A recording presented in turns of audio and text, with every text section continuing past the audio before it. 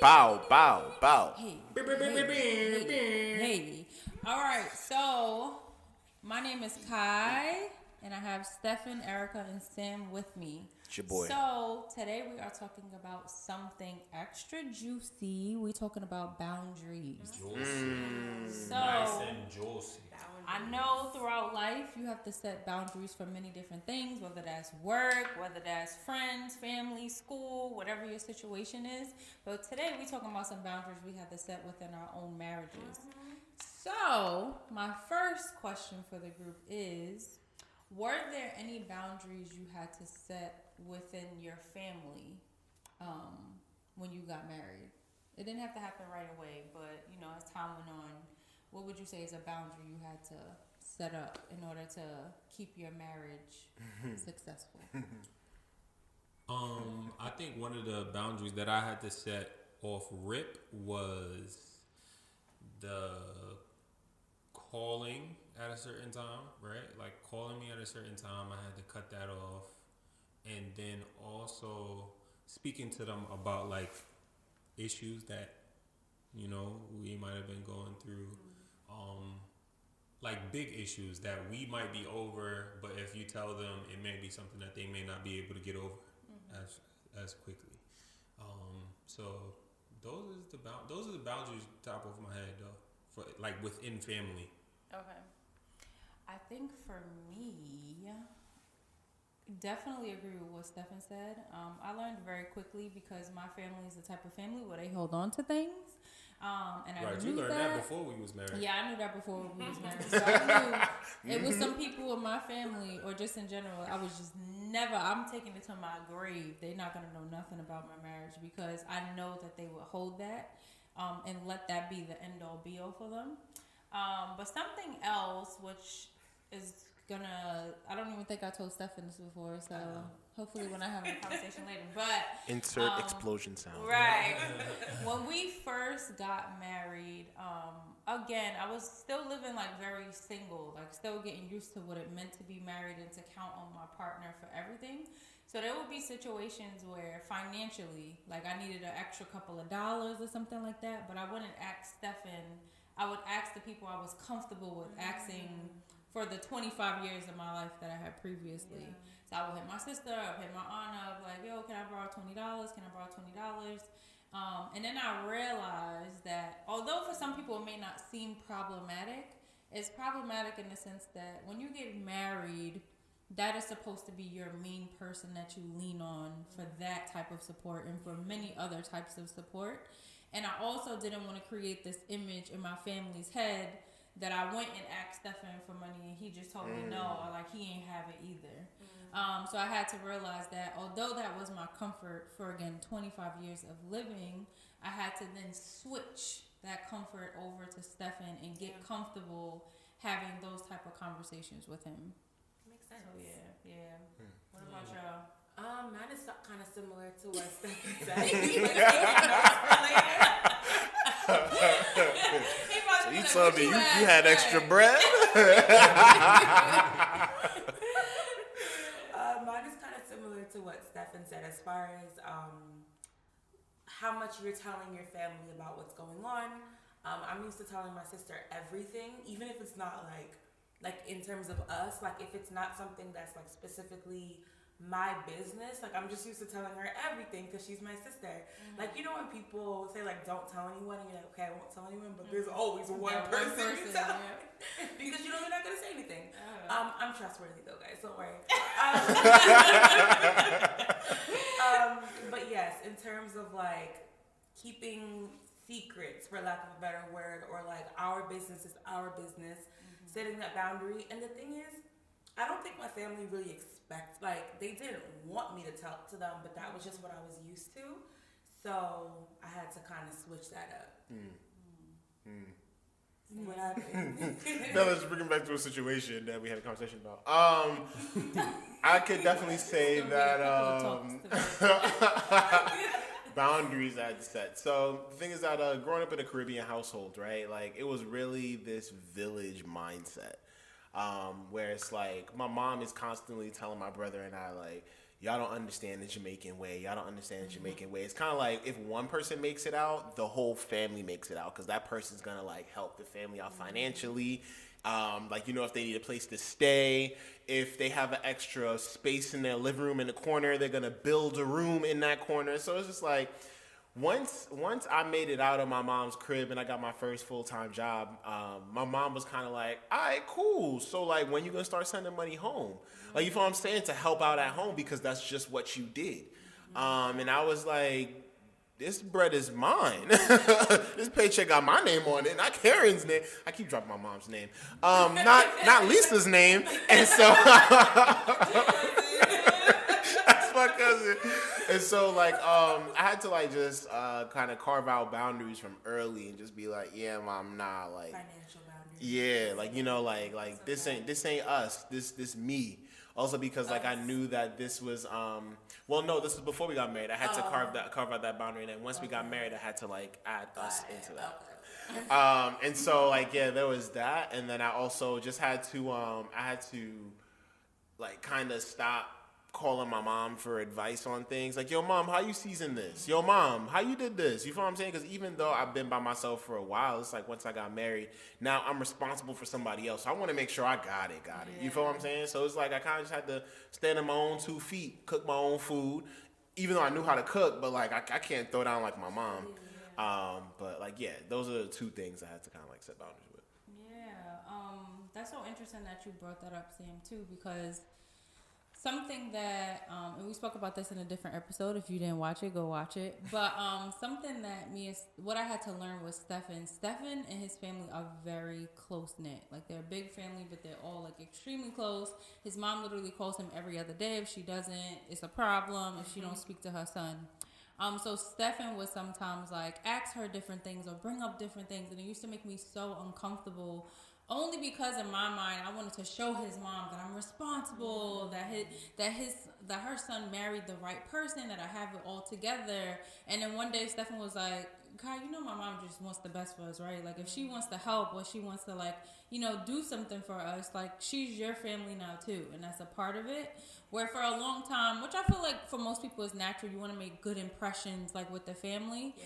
But after a while, Stefan's like, all right, like how long you gonna be in this phase where you scared to get something out the refrigerator? Right now, this is your mom too. So I had to learn that, like, you know, even my in-laws. Like when we go to my grandmother's house, Erica be like, give me something to drink. Like, what you whispering for? Speak up. She'd be like, she's like, can you give me some juice too? Pour me some. Grandma, Erica want juice. Sam, why would you do that? Sam, I'm like, just go get juice. How long have you known me? How long have you been in my grandmother's house? She likes you more than me. Like, just get the juice. Go get the juice. Stefan is the complete opposite. When we went to my aunt's house for the first time, he got up and went to the refrigerator, and I was just like, like I couldn't believe my eyes. Like, I'm like, what are you doing right now? He's like, I'm thirsty. Like, what you doing? I'm like, who just goes into somebody's refrigerator? But again, Stefan is. Hold up, was this incident before or after we got married? I don't even think we was married yet. I think we were still dating. Stefan, moral of the story, he just be comfortable wherever he at. If a man thirsty, Stefan comes he to your thirsty. house, he gonna be comfortable, all right? So my next question is, I don't think that's true. You think we was married? No. Meaning that I don't think that I would have had went into your aunt's refrigerator with us not like that. With one, because you said it was the first time I ever went over there. Mm-hmm. Nah, I don't think that was true. I would have asked her. I wouldn't have just went into the refrigerator. It might have been because your aunt is also the type of person that would be like, go get it. Yeah. It's in the refrigerator. Go get it. And I will. And like after I have that conversation, you ain't gonna tell me that. So it's like, all right, cool. I'm gonna go. You know what I'm saying? With me, his mom probably told me that a million times. Yeah. Give me some juice, like. And that kind of goes into what we talked about in episode 2, where my expectation was that you were gonna be like me. Like Erica, I think Erica said that in episode 2, where you were gonna be like me, where like if somebody tells you it's okay, go get it. You're not gonna have to keep on. You hearing have that. license like, now to go get it. I'm gonna go get it now. So, sometimes it gets me tight when we're at my mom's house, and like, boy, They lay everything out for Erica. They share out her food. They give her a fork with napkin wrapped around it. I'm like, Mom, where's my plate? Go in the kitchen and fix your own food. Wow. I fix my own food, but Erica get the golden treatment. Princess. Now, The queen that you are. so on the flip side of family, do you all feel like you had to set boundaries with your friends? So, even though, you know, some of our friends start to feel like family, some things that I had to do, similar to everything else, like definitely don't tell my friends any of our business. That doesn't mean that when they don't ask me for advice, I'll like share a synopsis of something, but I'm not getting into like nitty gritty details, but kind of just trying to help them out and to also see like me and Stefan do still go through stuff. Like I'm not sharing because we perfect over here. But I also had to kind of limit the different interactions that they're involved in. A lot of my friends, well, not a lot of them, all of them, none of them are married. Some of them, of course, are dating, but there's still some of them in the space where they want to live their best life and have fun, which means clubs, bars, whatever that means. And I am totally here for it. Live your life. But there were some things I had to remove myself from, which wasn't very hard for me, I will say too, because I was also always known as the grandma in the group. It was never really my thing to go to clubs and bars. I was more of a let's play games at home type of person, but I had to make it clear to them that, all right, I won't be attending these type of functions anymore. So now they know not to even bother inviting me to those things. And they know kind of the appropriate events that I would be able to come to. I would say that like I had to kind of set some boundaries with my friends too. Like leaving undergrad, leaving college, I lost a lot of friends, but the ones that like, you know, stuck around with me, you know, my OGs, my ride or dies. Shout out to Old Westbury. They knew that there's just certain stuff we're not going to invite Sam to. Not only because he's a Christian, but also because he's in a relationship. But I also had to set those boundaries as well because there were still some people I'm not friends with anymore, but at the time they were like, yo, Erica don't got to know nothing. Red flag. Red flag. And so I was just like, yeah, nah. If you feel bold enough to tell me that my woman don't got to know about this, we not friends. You feel what I'm saying? Like, you don't have my best interests at heart. So therefore, like, I had to just like, you feel what I'm saying? Like, kind of move some things around to. And that solidifies that you shouldn't be there. So I kind of had to usher those people out of my life. You feel what I'm saying? And so I definitely did have to set boundaries with friends. And then like there were some others where I was just like, yeah, like you don't gotta. I don't want to talk about this stuff. You feel what I'm saying? Or I don't want to hear about this. But then they also had to accept that, hey, look, if you're going to share this stuff with me, Sam's going to share his Christian married perspective. And so, like, they knew, like, my friends know what they're getting themselves into if we have a conversation now. You feel what I'm saying? So definitely have to carve out. But this is something I want to ask you, though, right? And I guess I'm asking Sam, but you guys could answer, too. So one of the things that is, like, kind of conflicting to me is, I remember if I was having a conversation with y'all, if I was just having a conversation in general, the idea of going into marriage and really feeling unprepared based off of all of the things that I was, you know, being open to, like once I actually got married, I felt like resentment based off of the people that were married already, that were married before me, that didn't tell me like certain things were going to happen, right? How do you tread that line and still keep the principle of what it is that we're talking about? Like, how do you not have that reoccur and keep the principle that we're talking about? Like, how do you not share, you know, the gripes and the things that you've experienced and which can be a help to certain people, right? And still keep the principles that we're talking about right now as far as, well, I'm not going to tell these people this about my marriage and I'm not going to tell these people that about my marriage because of X, Y, Z. How do you do that? Because again, for me, that really bothered me, bro. Like, it really bothered me. My cousins and stuff that were married, well, at the time, I only had one cousin that was married before me.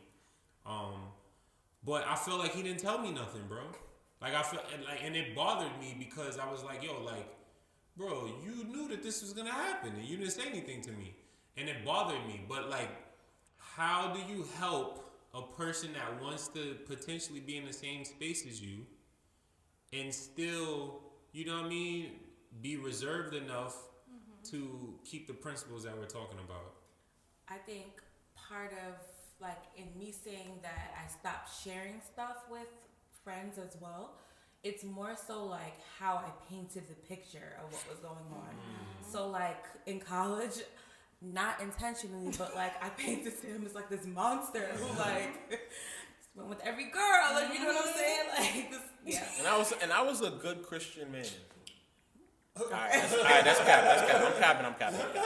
Yeah, so I think the way in which I communicate what's happening and not being one-sided, me sharing like the things that I did that was wrong, right, and maybe not even sharing so much of like what Sam did wrong, but like sharing more so what I'm struggling with, and then also like being aware of who I'm sharing stuff with. Like some friends can handle it, some friends can't, and for the most part, I think my friends are like at a mature enough level to not be like, what, Sam? Oh my goodness, okay.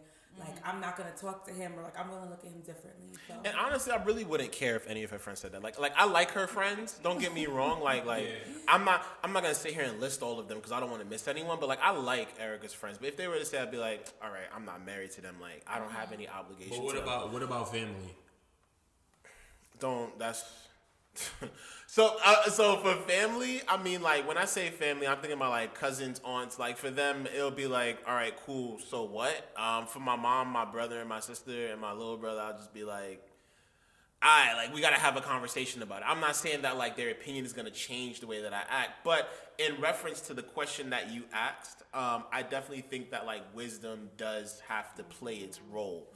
Because, like, if in any conversation, obviously, like I said, Erica and I value transparency and we like to be open and honest. But at the same time, it's like we recognize that, like, not everything needs to be discussed in the moment. You feel what I'm saying? So if someone's telling me that they're having issues in their relationship, and like just with like dealing with something, like, and I'm going to share my experience, like Erica said, I'm not going to paint Erica to be this person that's this monster, but I'm going to be transparent, but about my actions and about how it played a role in the situation that we're in, how it's similar to what they're going through. Right. Because I feel like it's very easy to take the attention off of yourself and place it onto somebody else without you accepting the responsibility of the role you played in the situation. So if someone keeps talking to me about, like, I don't know, what's the argument we had recently, like, I feel like my partner is like talking down to me or controlling me and keep giving me an attitude. Instead of me being like, yo, tell me about it, yo, because my wife. No, I'm going to be like, well, what is it? Like, nah, I definitely feel what you're saying, but like, what are you doing,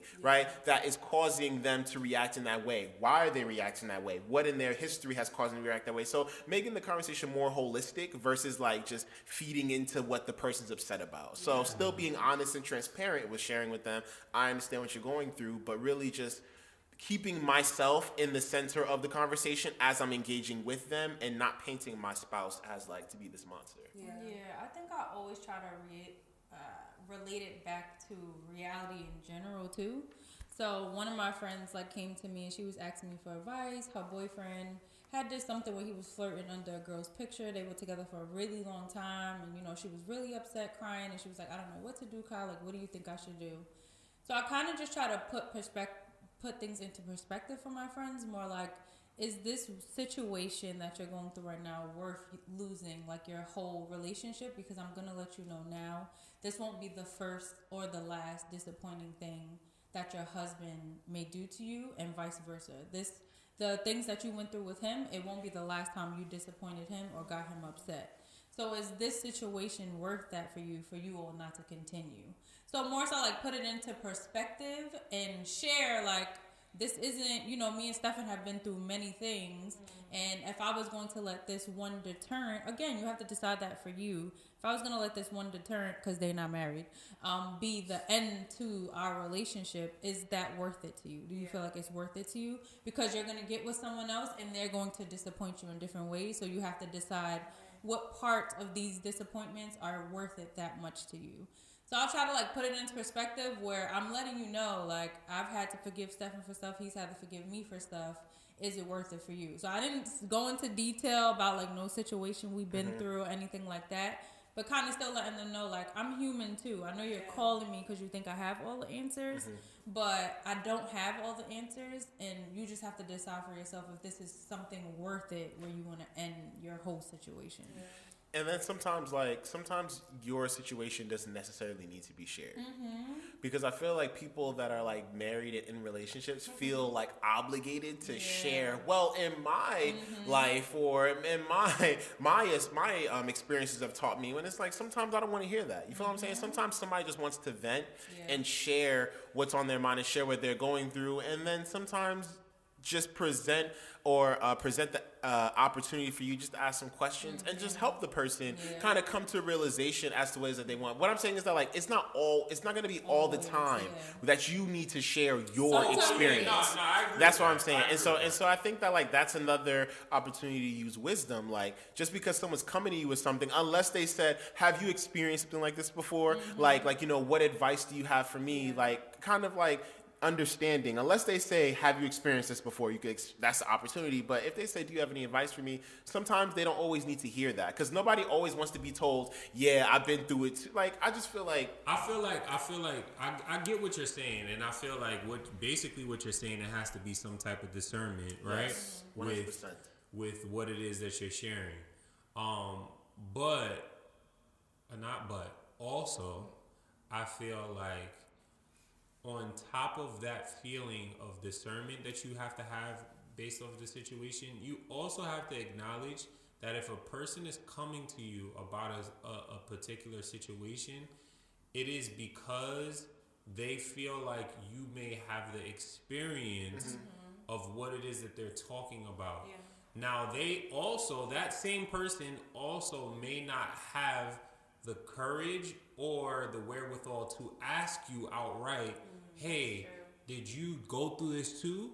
Because for one, they're clearly in a place where they're looking up to you. Yeah. Because they're coming to you for advice. So their perspective on you as a person is that you have the answers and you have the wisdom. I feel like at some point, I agree with you in the idea that it's not every point, but at some point, you have to explain to them why you have the wisdom. That makes sense. You know what I mean? Yeah. You have to explain to them why you have the wisdom. I know this, not because I read it in the book, but because this happened this happened to me too. You know what I'm saying? Yeah. And I feel like, for me, right, I feel like I don't want to talk to anybody that read something in a book. Not about something that I'm dealing with personally. Why do I want to talk? Give me the book. I don't want to talk to you about something. Or the audiobook. Right, yeah, exactly. You know what I'm saying? Like, I don't want to talk to you about something that you read in a book. I'd rather talk to a person that actually went through what I went through. I think what I'm saying is coming out of a place of like old heads. You know what I'm saying? Like when, like if you're talking to them, or if you have a relationship with them to where you get, like ask them a question like this, or try to gain some perspective, they'll just immediately go to, I've been married for this long, this is the answer, instead of engaging in the conversation with the person. So I definitely think that like we need to engage with the individual in the conversation before we just jump into our experiences, because I don't believe that that's just because this person is coming to me with this issue means that they want to hear my experience every single time. I think we have to gauge the relationship and, like you said, use discernment. Agreed. And also, I don't know how often this happens, but I think like in terms of discerning things, I think boundaries sometimes need to be set with how much you share too, because not everyone has your best intentions at heart, and not everyone really wants your marriage to be successful, as like crazy as that sounds. 100%. I also think too that a lot of people don't understand the realities of relationships too. And that is a big part of it. So a lot of times, not necessarily my friends, but when people will ask me for advice, the advice that I would want to give them and keep it on the real and tell them about different situations me and Stefan go through, they would probably be looking at me like, why are you still in that? Why are you still married? Like, that sounds like hell. Like, that's what people think about when you start to get into the nitty gritty of marriages, when you start talking about compromising so much, because we live in a world now where everyone's like, I gotta compromise? No. I know your worth. Right. Don't, know your worth. Don't give up any ground. Right. Don't change who you are for them. Exactly. So sometimes, again, using discernment, you have to, because some people are not going to be able to view it in the realistic way you want to explain it to them. So sometimes pulling it back a little bit is kind of like, you're not ready for what I really want to tell you. So I'm going to say it in this way. But I wanted to make sure I could get this last question in because it's juicy. So my mouth is watering. Right. Do you all, so this is like a 2-part question. You can answer which part of it you want. What are some things you had to do for yourself? What personal boundaries did you have to set to make sure you're successful in your marriage? And then in 2-part, do y'all feel like men and women of the opposite sex can be friends? You can answer which part of it you want to answer. And that's how we'll close out this juicy discussion. Okay, the first question was, do I feel like what? Say it again. What personal boundaries did you have to set for yourself to make sure you're successful in your marriage? And then the second question was, do I feel like you can have friends of the opposite sex? I do feel like you can have friends of the opposite sex. I feel like, well, I'll say this. I feel like you can have associates of the opposite sex. Okay. I don't necessarily feel like you can have friends. And I, personally, I do not have a lot of people that I call friends. So, I couldn't picture getting to a point where of a woman, I was about to say a female, right? A woman would get to the point of a like a true friend, because that would, I feel like it would take a lot of time and consumption of us being together in order for that to happen, right? But we could be associates, like, that's that's my homegirl from X, Y, Z, you know what I'm saying? But it's not gonna get past there, I feel like. And I feel like the first question of what's the boundaries did you set for yourself? Right, boundaries. I think the boundaries that I set for myself was I think Sam touched on this earlier, understanding that the oath and the promises that I made to God are simultaneously going to uphold what it is that my wife wants. So,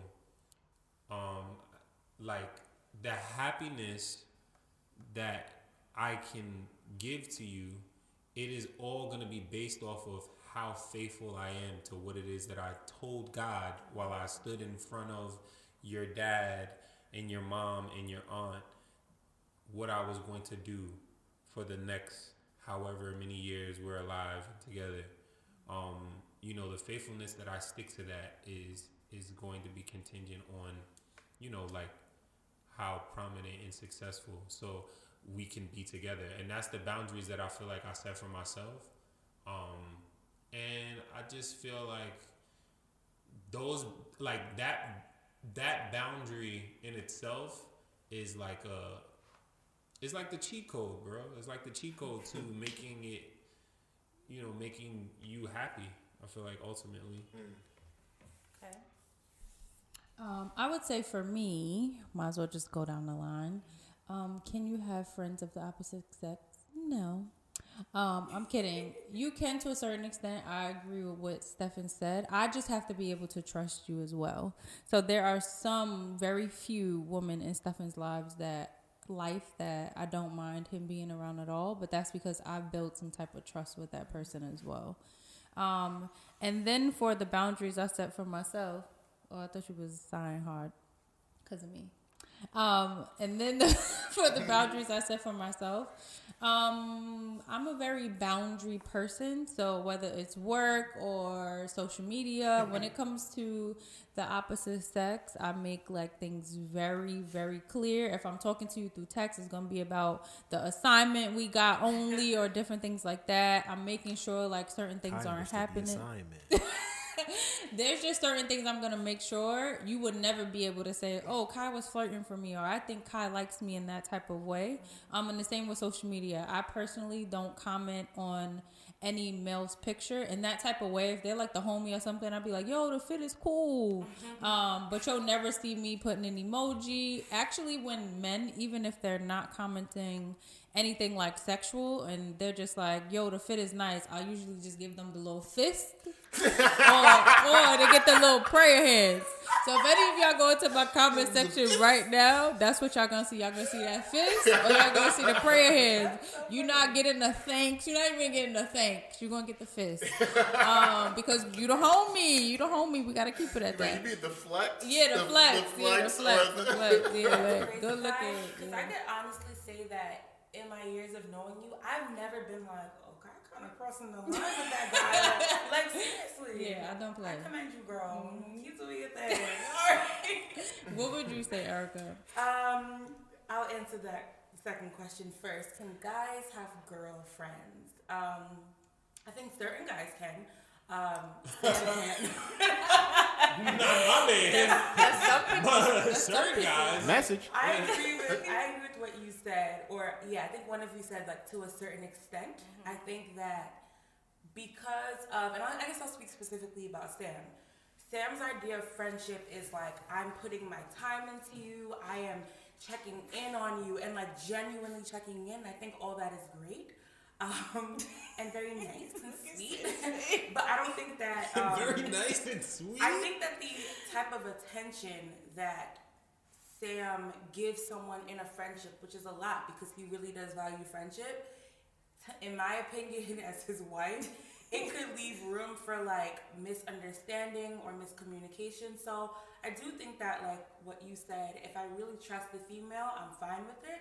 But like I gotta be friends with them too. Yeah, that's the thing right there. I need to be your friend. Yeah. So yes, I think to a certain extent, I feel like that could really be a topic all in itself too, because there's so many like different, ideas. But the second question, what boundaries have I set to keep the marriage successful?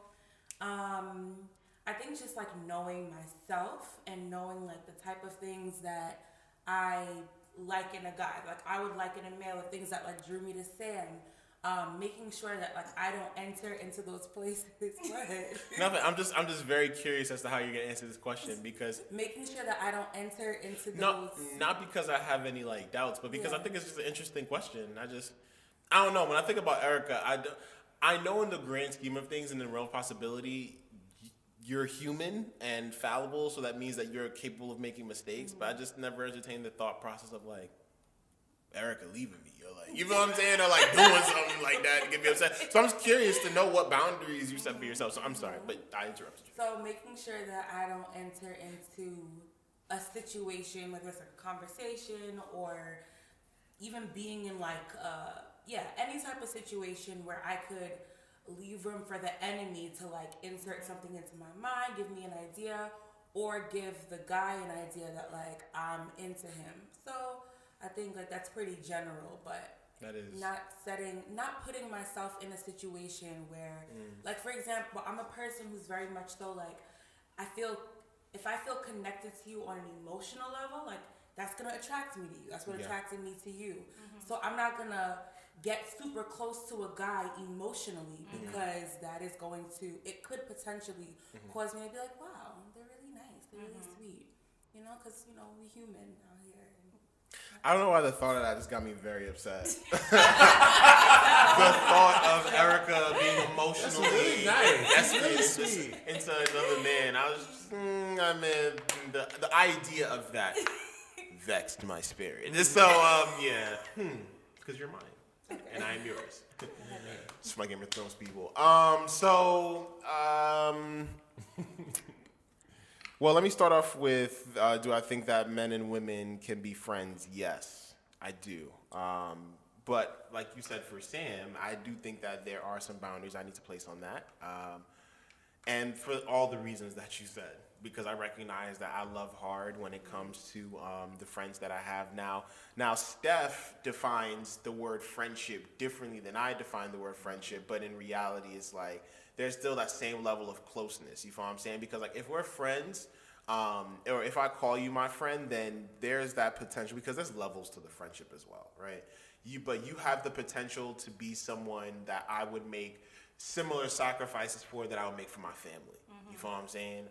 And I'm going to spend a lot of time talking to you, and I'm going to be invested in what's happening in your life, and you're a part of mine. So I've had to kind of like anytime my mom would cook, if the gravy was too thin, she would like boil it down. So I kind of had to concentrate the friends that I had to kind of like make the number smaller. But then there's still people that I have that are family. That even though we don't have the same blood run through our veins, I still would do anything for them. So I do think that men and women can be friends, but I also recognize that there are boundaries that I have to set with that. So if I feel uncomfortable, and like there's checks that I have for myself, if I feel uncomfortable saying my wife's name around you or talking about my wife, then we can't be friends. if like you don't ask me about my wife or about my child or about that, we can't be friends. I feel like girls be trifling because they could ask all they want. I know. To be Yes, sorry. honey. Yes, Okay, honey. Most definitely. Erica, like, I know. And so I definitely think that like if I check myself, whereas like I said, if I feel uncomfortable talking about Erica around you, then like that's it, snip. And so yeah, that's kind of like the boundary, the main one that I set.